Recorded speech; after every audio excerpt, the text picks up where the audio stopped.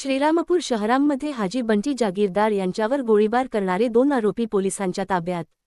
दिनांक 31 डिसेंबर 2025 रोजी दुपारी सुमारे 2:50 वाजता श्रीरामपूर शहरातील कब्रस्तान परिसरात असलम शब्बीर शेख उर्फ बंटी जहागीरदार यांच्यावर अज्ञात इसमांनी गोळीबार केला। या घटनेत ते गंभीर जखमी झाल्यामुळे उपचारासाठी रुग्णालयात नेत असताना त्याचा मृत्यू झाला। त्यांचे सोबत असलेले अमीन गुलाब शेख हे जखमी झाले असून त्यांचेवर उपचार सुरू आहेत। या अनुषंगाने श्रीरामपूर शहर पोलीस ठाणे येथे गुन्हा रजिस्टर नंबर 01/2026 भारतीय न्याय संहिता सन 2023 चे कलम 103, 109, 3, 5 तसेच आर्म्स ॲक्ट कलम 325 अंतर्गत 2 अज्ञात आरोपी विरुद्ध गुन्हा नोंद करण्यात आला आहे। मृतदेहाचे शवविच्छेदन घाटी रुग्णालय छत्रपती संभाजीनगर येथे करण्यात आले आहे। पोलिसांचे 3 पथके यातील आरोपींचा शोध घेण्यासाठी रवाना करण्यात आलेले होती।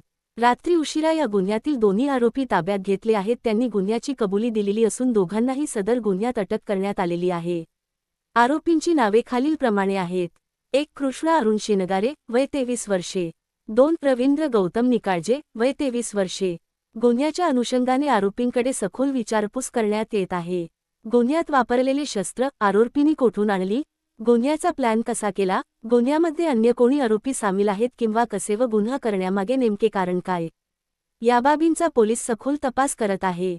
घटनेच्या पार्श्वभूमीवर श्रीरामपूर शहरात मोठ्या प्रमाणावर पोलीस बंदोबस्त तैनात करण्यात आला आहे।